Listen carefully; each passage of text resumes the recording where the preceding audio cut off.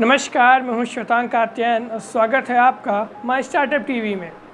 Online education और ई book corona virus महामारी के चलते ये दोनों उभर कर आए हैं। ये फ्यूचर है, इसका पहले ही निर्णय कर लिया था नीलम ने।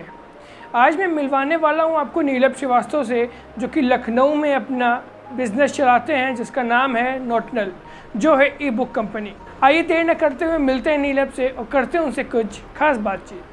ये है नीलम श्रीवास्तव। 2015 में इन्होंने नोटनल नाम की बुक कंपनी शुरू की थी। आज नोटनल कहाँ है, इन्होंने कैसे नोटनल को आगे बढ़ाया, ये पूरी कहानी आज हम इन्हीं की जुबानी सुनने वाले हैं। क्या है नोटनल, क्यों है वो दूसरी ई बुक कंपनी से अलग, आइए जानते हैं खुद नीलम से। ई बुक एक बड़े पैमाने पर रखा गया और वहाँ पर चीज़ें चलती बहुत अच्छे तरीके से हैं।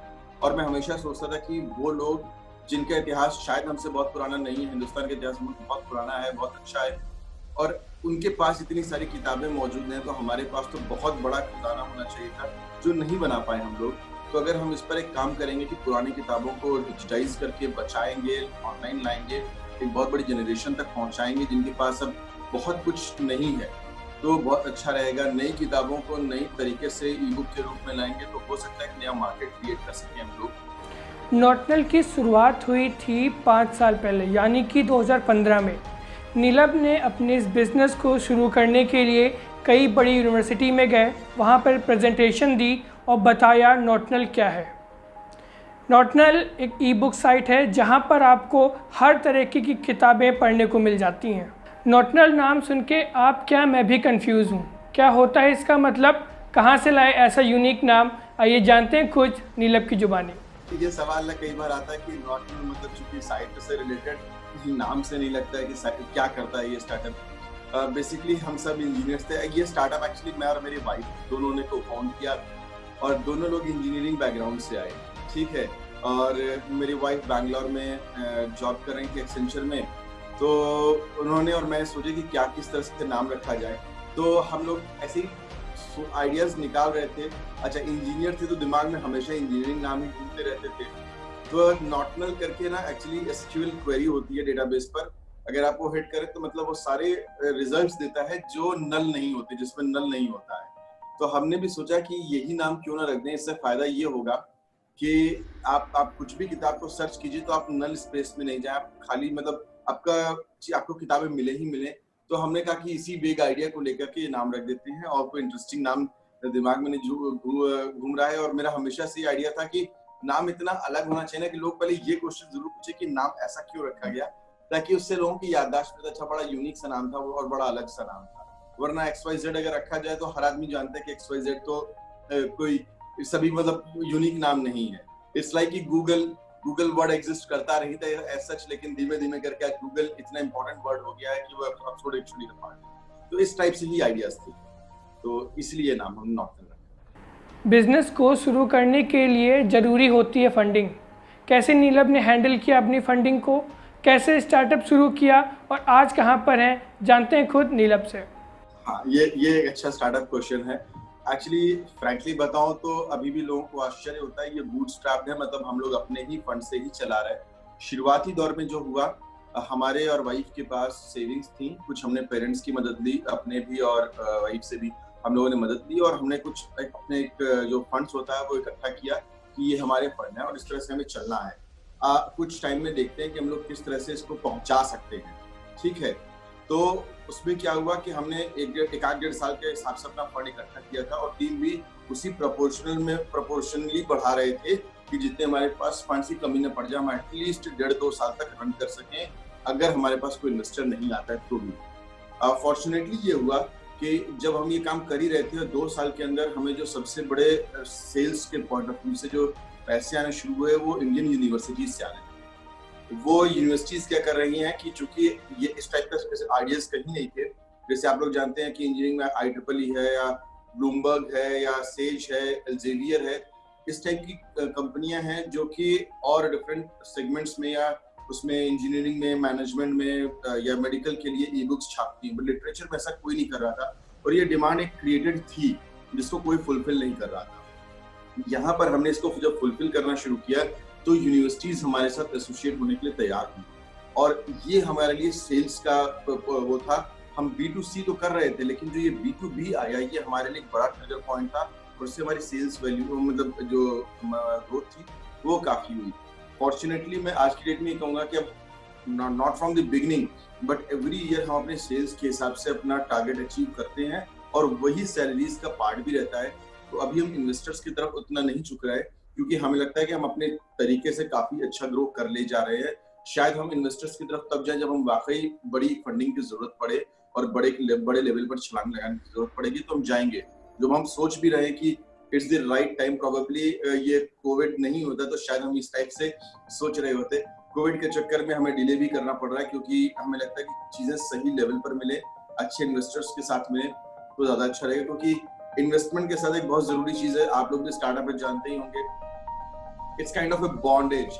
अगर आप और इन्वेस्टर्स बिल्कुल सेम प्लेटफॉर्म पे नहीं है, सेम थिंकिंग पे नहीं है, सेम चीजों की तरफ कंपनी को नहीं देख रहे हैं, तो बाद में कंपनी में ना बड़ा मुश्किल होती है। तो ये जो रिलेशनशिप है ना, इसको मैं बहुत इंपॉर्टेंस देता हूँ कि अगर हम किसी के साथ कोलैबोरेट कर रहे हैं, वो हम पे पैसा लगा रहे हैं, तो हमारी ट्रस्ट वर्दीनेस उनके पास होनी चाहिए, आइडियाज पर उनको भरोसा होना चाहिए, न कि 3-4 महीने में हम लोग अचानक से लगे कि बहुत मुश्किलें आ गई हैं।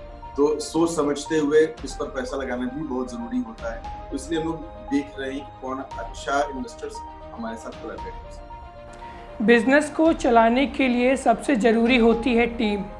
नीलम के पास भी टीम है, लेकिन जानते हैं कैसे मैनेज करते हैं वो अपनी टीम को, कैसे मोटिवेट करते हैं नीलम अपनी टीम को। बहुत अच्छा सवाल है। एक्चुअली मैं फ्रैंकली बताऊं तो लखनऊ में एक प्रॉब्लम जरूर हुई, एक लखनऊ के से स्टार्टअप करने की वजह से, क्योंकि आप जानते हैं कि यहाँ पर कोई बहुत मतलब इट्स नॉट लाइक वो दिल्ली हो, बैंगलोर हो या मुंबई हो, तो स्टार्टअप हब से लोगों को मोटिवेशन होता है स्टार्टअप में काम करने का। जनरली हमारा जो अपब्रिंगिंग रही है, जिस तरह से हम लोग बड़े हुए हैं, उसमें यही कहा जाता है कि यार बड़ी अच्छी नौकरी ले लो, XYZ इन्फोसिस में, TCS में, विप्रो जैसी कंपनी में जॉब ले लो। ये बेसिक एम रहता है पेरेंट्स का भी, और जनरली स्टूडेंट माइंडसेट भी रहता है कि भाई अच्छी जॉब ले लो। ये माइंडसेट कम रहता है कि हमें एक स्टार्टअप में काम करना है। हालांकि बैंगलोर स्टार्टअप हब है इंडिया का, वहां पर ये माइंडसेट चेंज हुआ है, मुंबई में चेंज हुआ है, लेकिन अभी लखनऊ जैसे शहर में शायद मैं कहूँगा ये चेंज बहुत ज्यादा नहीं हुआ है। ऐसा नहीं कि अब चेंज नहीं हो रहा है, लेकिन उस लेवल पर नहीं हुआ जितना मुंबई और बैंगलोर में हम देखते हैं। तो इनिशियली लोगों को ना अपने साथ खींच के लाना और स्टार्टअप में काम करना एक बहुत बड़ा चैलेंज था, स्पेशली टेक्निकल लोगों को, क्योंकि उनसे पूरा प्लेटफॉर्म डेवलप करवाना और ये सब करना, कोई एक्सपीरियंस लोग हमारे साथ आने को तैयार ही नहीं था। ये सबसे बड़ी मुश्किल है।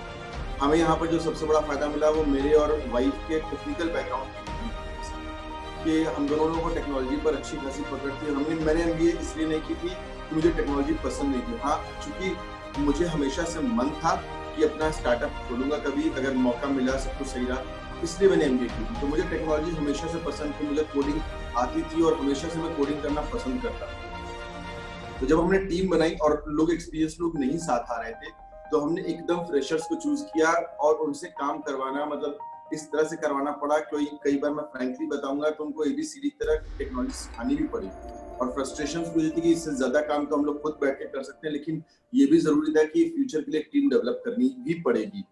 तो जो बेसिक्स आते थे उनको लिया और हमने उस हिसाब से उनसे काम करवाना शुरू किया, टीम डेवलप की। टेक्नोलॉजी में ये सबसे बड़ा चैलेंज आया कि लखनऊ में लोग नहीं मिल रहे थे।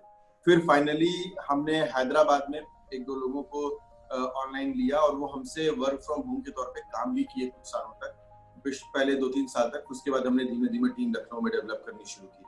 तो इस तरह से हमने टेक्नोलॉजी पर किया। बाकी कंटेंट और मार्केटिंग के लिए टीम धीमे धीमे डेवलप की। शुरुआती दौर में मार्केटिंग में मैंने किसी को सही बताऊं तो एनरोल नहीं किया था, क्योंकि आइडिया नया था और मुझे लगता था कि मैं अगर किसी को बताऊं कि नॉटनल क्या हो तो ज्यादा अच्छा रहेगा, बशर्ते कि कोई और बताए कि नॉटनल क्या है।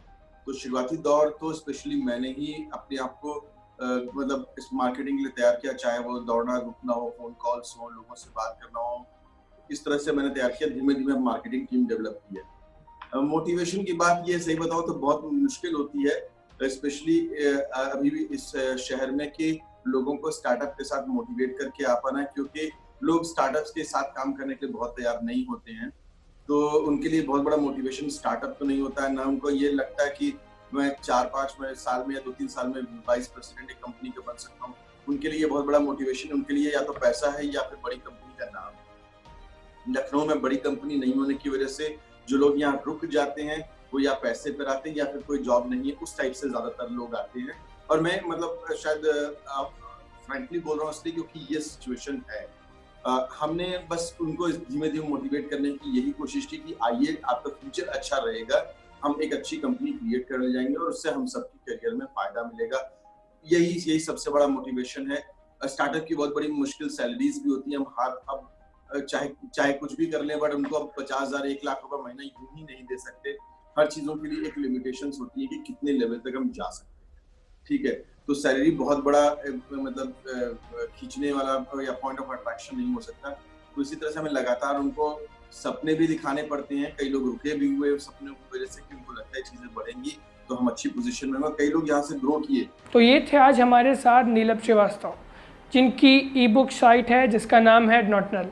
ऐसी और शख्सियत के साथ जुड़ेंगे हम आपसे। बने रहिए माई स्टार्टअप टीवी के साथ। तब तक के लिए धन्यवाद।